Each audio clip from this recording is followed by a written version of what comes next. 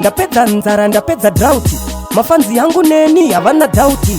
ndabika ngoma hopo dzine sauti, vane bifi neni muchaita gauti, nekuti ndini muchairwe ngoma, vafana vechidiki voto nditi ngoma, ngoma dzamutsa varwere vari pakoma, vamwe votini ndakadhakwa nengoma, ndiri driver pangoma ndachaira mangoma, mafanzoti mofaya,